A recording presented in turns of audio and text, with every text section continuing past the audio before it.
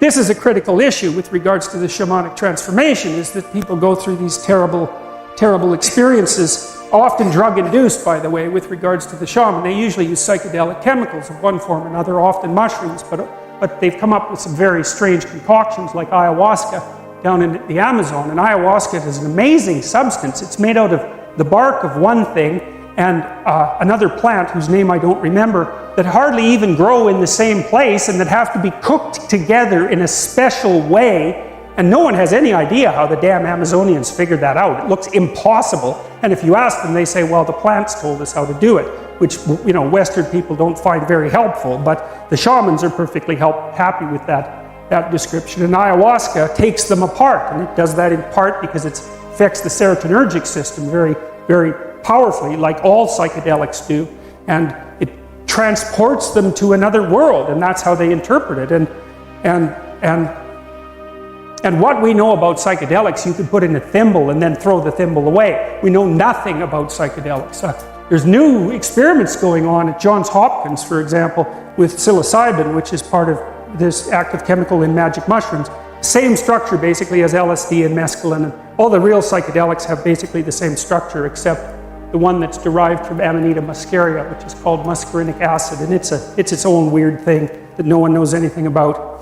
Anyways, they have profound neurochemical effects in very small doses.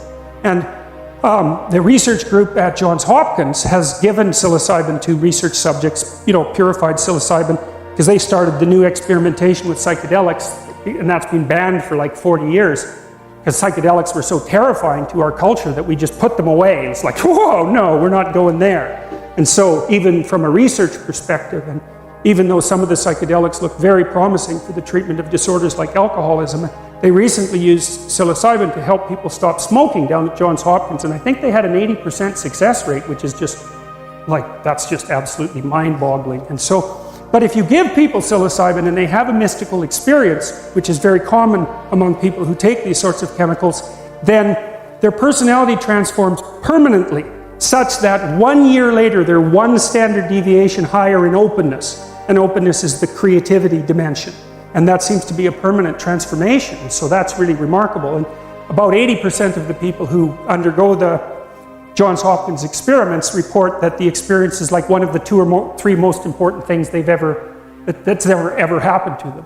And so, well, that's something, you know, it's like, and then there's this guy named Rick Strassman down at, I think he was at the University of Texas, and he did experimentation with DMT. And DMT, dimethyltryptamine, if I remember correctly, is the active ingredient in ayahuasca, and you produce it in your brain, and it's in plants. It's like a very common chemical.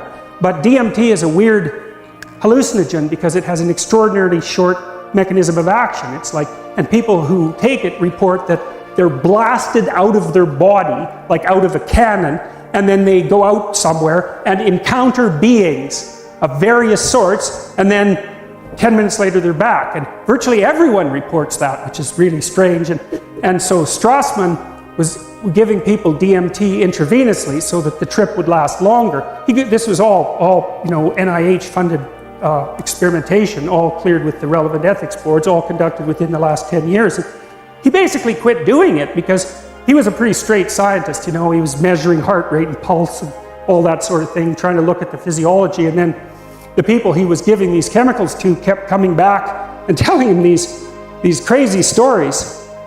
And, well, it was too much for him, you know, and no wonder, you know, because they all said the same thing. And he'd say, well, that was a dream. And they'd say, no, and it was the most real thing that ever happened to me. And he'd say, well, you know, it's an archetypal experience. And they'd say, no, that was no archetypal experience. I went somewhere else and I saw things and I'm back, and like, I don't care what you think. And like, who the hell knows, right? Because it's all subjective. But the weird thing about it is that everyone's reporting the same thing. How the hell do you account for that? And then the shaman, you know, when they take these psychedelic chemicals, they basically say the same thing. They say, well, first of all, it more or less killed me. That's this. You know, I dissolved to a skeleton, and then I climbed the tree that unites heaven and earth, and I went into the realm of the gods, and they gave me some information, and I'm back. It's like, okay, well, you know, we don't really know what to make of that. And certainly that's what Eliade describes when he describes the shamanic procession, not the shamanic initiation. You know, there's dissolution to a skeleton first, and then like a death, a symbolic death, or experienced as an actual death, and then bang, up into the realm of the gods, and then they come back. It's a very old idea, and that's a medieval representation of the tunnel that people travel through at the end of their life to find the light, which is a very common near-death experience report, and people don't have any idea what the hell to do with those reports, except say, well, it's the paroxysms of the dying brain, which you'd expect to be a hell of a lot more random, in my opinion. And the idea is there's a rebirth after that. And here, this is the Scandinavian representation of that tree that unites earth with heaven. And so there's the Scandinavian representation. It has a snakes down here eating it. And then that's the Amazonian representation. It's like, how the hell do you account for that? I mean, those pictures are so similar that it's beyond belief. Well, we lived in trees for a long time. A long, long, long, long time. Millions of years. And there were lots of snakes around them. And so the idea that reality is a tree that's surrounded by a snake that's in us, man. It's down there. It's deep. And there's something about it that's true. Now, not true like we normally think of truth, but true in an entirely different manner. So, and all that's pretty damn strange. We'll stop with this. My son drew this when he was 7 years old. It blew me away, man. I thought it was so cool, so I had it laminated. And so, here is what it is. On the right-hand side, that's order. It's like the yin-yang thing. That's order. Left side, chaos, right? And those are all mushroom houses, which I thought was amazing.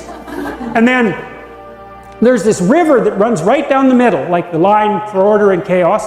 And then there's this tree that goes up to heaven, and that's heaven up there. It's like there's St. Peter, there's the pearly gates, there's the clouds. It's like, he never went to church, It's like, what the hell? And then there's a little bug there that goes up and down from heaven to earth. And that was him. And I thought, he had a very organized psyche, that kid. He was a very, very stable kid, and still is. And he drew that, and I thought, Jesus, that's just bloody well unbelievable. And I still think that when I look at it. And that's a great example of an archetype.